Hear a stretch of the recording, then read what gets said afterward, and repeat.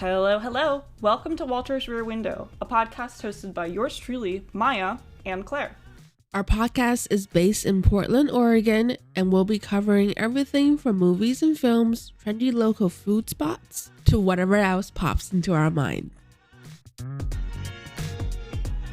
Welcome back to another episode of Walter's Rear Window. I was just about to say Venice Cryptid, which is the topic of today's episode. This is going to be kind of like a lore episode, I think, because I am going to give you a little bit of the history on that. You've heard us talk about it here and there, but it has kind of been a concept for quite some time that I've been working on and am very slowly getting it out there. Eventually, by the time this comes out, there will be an Etsy store, so you will be able to see some of the stuff that I'm talking about. But yeah, Venice Cryptid is, like I said, you've heard us talk about it in the sponsors part. It is something that it's a concept that I came up with when I was living in Venice Beach, California. And I was working full time at that point. That was pretty much my whole life, was I was working all the time. I didn't really do anything else. And I was getting really kind of depressed about it. I was really trying to, but I didn't have a lot of time. I didn't have a lot of people that I super related to all the time. And this was in the midst of COVID. So it's especially hard to kind of get out there and be around people because it was COVID, and this was Los Angeles. So it was really prevalent there. I was just feeling kind of isolated at that point and very lonely and unsure of myself. So I started throwing myself into things that I could do on my own and things that made me feel productive. And that weirdly translated into me getting super into making masks, not COVID masks, but art masks, costume masks. And I started just in my free time creating these masks. The first one I made, I ended up really liking. I call it my bug mask, and it's actually a representation of myself. It's a self-portrait on some level. But I think I started leaning into that because, COVID was such a weird time for me. Do you know what I mean? I felt like I was in such a hole during that time. I was really trying to just do something productive that wasn't self-destructive on any level. Yeah. And so we also graduated mid-COVID or during That's COVID. Such a good point. Yeah. This was right after I got out of school. And COVID, I don't know about you, but we didn't have a graduation. Yeah, I didn't have, neither did I. Yeah. So we kind of got ripped out of our last semester of school, and then I was plopped down into Los Angeles by myself mid-COVID. So I was working with one other person, and that was it. And I was interacting with pretty much that person and Wyatt, and that was my world at that point. So it was I felt very isolated. So what I started doing was I would walk down the boardwalk, the Venice Boardwalk, which is very famous for being kind of wild and eclectic and all sorts of people. On any given day, you could see a clown with a machete or some guy jumping over three dudes, so it's an area that is full of characters. And I noticed that because I think I was so in my own world, it was easy for me to notice the people that were also kind of in their own world. And I started identifying people that I would see regularly who would do very similar things all the time. Because I'm very much a creature of habit.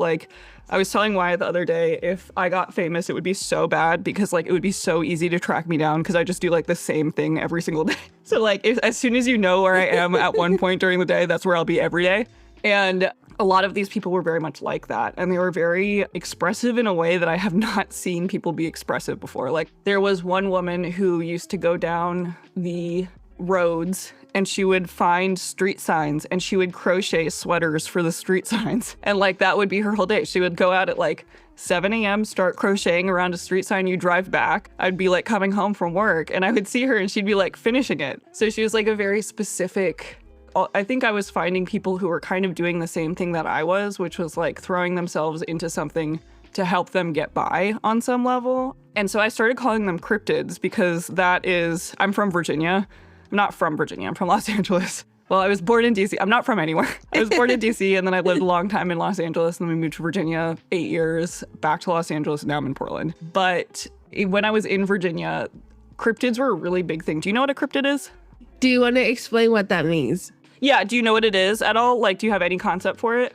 Not really. Okay, so a cryptid is a mythical creature. It's Bigfoot, essentially. It is. Okay. It's a creature of legend, essentially. So, like, Bigfoot is a cryptid. Mothman is a really big West Virginia cryptid. Like, things like the Loch Ness Monster. Like, things that are very, like, monsters and legendary things that people speculate about, but no one has ever proved to be real. Like, you could consider a mermaid a cryptid on some level.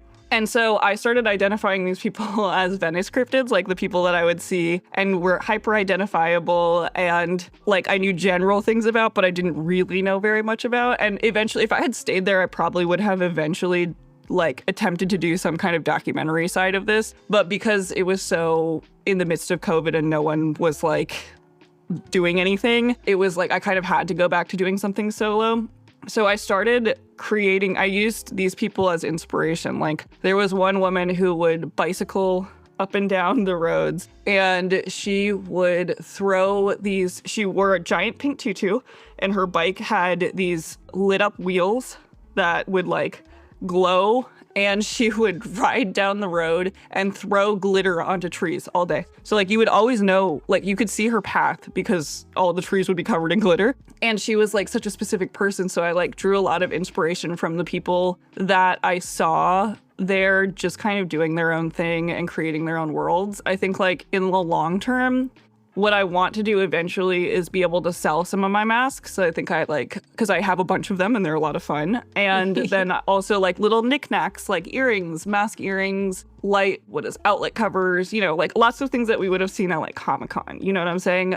And then eventually like what I want it to be, like my long-term goal is that it kind of becomes like a digital marketplace, like a digital boardwalk. Is like the idea where I get to bring in other artists who maybe don't have a platform to share their work or just want to try putting their art out there. Like, I think that would be a lot of fun. So it's an ongoing process, but like it was born out of probably loneliness, honestly. But those were the COVID years, man. That was just no fun, you know? Yeah, no, that's true. So Maya makes these masks. They're 3D printed. I've seen her process on this. It's very interesting. So she 3D prints them and then you sand it down, right? Yeah, and then she sands it down and then she paints them. And we were whether or not people will be open to the idea of getting them painted and then doing like a little kit and then they can paint it themselves. That's like, I really love that idea because like then DIY kit, you know, and like eventually what I want to be able to do is like build your own cryptid, like mix and match. So like you could go on and be like, I want my cryptid to have these horns and this nose and those. It's almost like a Mr. Potato Head, like where it's a template that you can build your own thing off of. But it's going to take a lot of, basically what I'll do is I'll design them by hand. The mask will design by, I will take like a form and I will build the physical mask with air dry clay, which is like just the worst to work with. But it's I can't like fire ceramics. I don't have a kiln. So I have to use like what's available to me. And I will make the original design and then I will digitize that design and 3D print it and sand, resin, paint, and then top coat it. And it's a long process, but it's a lot of fun. And I'm slowly working on like recording the process more and more because like I need to actually create content and take pictures. Like Claire knows I have enough material and items that I could be selling right now on Etsy, but I haven't like taken the photos or done the documentation. So like it's all the little things that I'm just dragging my feet on, you know? But I think once I get it off the ground, it'll be a lot of fun. And do you want to tell people sort of the price points of each mask that you're thinking? Yeah, right now, I think when we start, it's going to be mostly earrings, and I think it's going to be probably around $15 to $20. I'll probably do a sliding scale to start. And as I progress and kind of hone in on the things that I can improve, like the price will vary as that moves on. But while I'm starting out and like learning this, like just the support is really nice. So like I'm going to try and keep it affordable and like feasible, not insane, you know? And like I said, like a sliding scale so that like we can make it more manageable for some people if like that is what needs to happen. So yeah, like I think I'm really excited about it. I hope it eventually does evolve into an online boardwalk, but we'll see. Venice Cryptid was like my COVID project essentially, and it became like a lot more to me because I think then when I ended up moving actually to Portland, you should see the difference between the masks that I made when I was in Venice and the masks I make now because The ones I made there just look like anguished, like agonized, really sad. They all have like the saddest expressions, and I didn't even realize it when I was making them. But now I'm here and I make them, and also like the colors are very sad. And now I'm here and I'm making these vibrant, happy, scary masks, which I love. All of my work is kind of horrifying. If you know me as an artist, I don't make cute, I make scary, and it's not intentional. It's just the way they come out. Like even if I want something to be cute, if I start making it, it starts being kind of scary. So I have to like, I have to lean into it because that's just what is going to happen. Yeah, a lot of the masks have horns on them, and you have one that kind of resembles a devil. It's red. Yeah, it's my goblin mask. It's actually based on a Peruvian demon. Oh, okay. That one was like, I did that one in like a mint green recently, and it like has a completely different vibe when it's not like bright red. So it's been like, yeah, like it's been fun like trying to find the different things that I like. I've always loved masks like as a concept and like as a almost a way to hide, you know? And so I find them very like fascinating. Like I like that you can put on a scary face or you can put on like a goofy face, you know? Like I like that you kind of get to choose. That's something that intrigues me on some level. Yeah, my favorite one is the one that looks like the sun or like a sunflower. I love that one. Yeah. Yeah, that one's one of my favorites. Still, I have a couple more designs in progress that I should really kick off today. That's a good reminder. I should kick that off. I'm excited, and I think maybe I'll try to take some photos today, so I will have my Etsy ready. So, but this is going to be my, like I'm making like a personal deadline by the time this comes out. I want the Etsy to be available so that people look at it. And yeah, our website will be venicecryptid.com. That's venicecryptid.com. And it will have a link to our Etsy on the website. And we're also hoping to get into a couple of conventions this year. And hopefully, if you want to see them in person or just like try them on, hopefully you'll be able to come. We can generate some business that way. Exactly. Just kind of get to know everyone here. Maybe we'll make some Portland cryptids. We have a lot of like not weird, but like just very interesting people around. Yeah. Unique people. Yeah, unique people. Totally. And like, yeah, so like Portland's kind of the perfect place to take inspiration from this. But yeah, like I really do hope we get to do some cons this year and we get to kind of just like get out on the front lines and really be a part of it all. I think that we've done such a good job of like really pushing that this year. Like, yeah, like we've been trying to get out there and we're going to try even harder this season. Like I'm really excited, and I think if we just keep that momentum up, we've got a real chance of making it happen, which is cool. Are you still planning on making those Zelda masks? Yes, 100%. Look out for that, because I think that'll be very interesting. And you're going to make them into like earrings too, right? Yeah. So like I'm probably going to kick that off today. Hopefully I'll have a couple of those. I won't promise many of them. Those will definitely be limited because technically they're licensed things, but there are plenty of Etsy's out there. So I don't know. We'll see. I'm definitely going to make Majora's Mask, and you will definitely be seeing Majora's Mask earrings. I just don't know how many. So it might be like if you really want one, let us know so that I'll make enough, you know? Yeah. And eventually you'll be offering like customs, right? Yeah, I would love to do custom stuff. I think that'd be so much fun. And like I do a bunch of 3D printing stuff. So if you have any inspired ideas for 3D printing cool stuff, let me know. Yeah, and I think these would be great for like, it's like Halloween, like what you're targeting, or is it like festivals? What are you thinking? I think I can get the Etsy up by Halloween, and I will have the Majora's Mask available by December 1st. Yeah, so, or actually just by the time this episode comes out, so I suppose December 3rd. Yeah, so we're pre-recording this.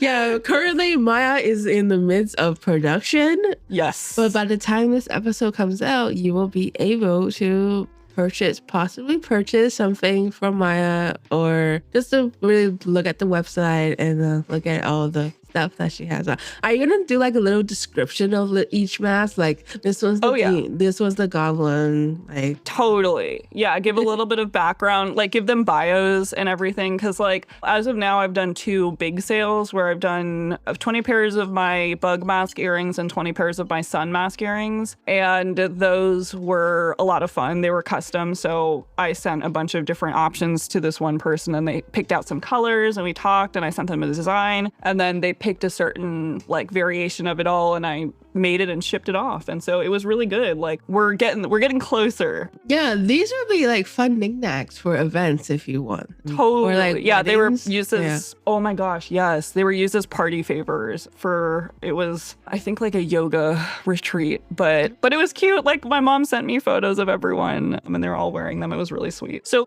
it inches ever closer. We're getting there. And by the time this comes out, you will be able to purchase something. So, I will say I bought these earring backs so that for this last order and I ordered them to be holographic because I was like, oh, this is going to be so cool. I really like the holographic look. And they sent me, I had to show you a picture of them because they're like printed holographic, but not actually holographic. Like the paper looks like it's printed a holographic pattern. And I was like, okay, well, that feels unfair, but okay, I'll take it. I'll just holographic them myself. Yeah, so keep a lookout for that, and we will see you on the next episode. Yeah. Bye. Bye.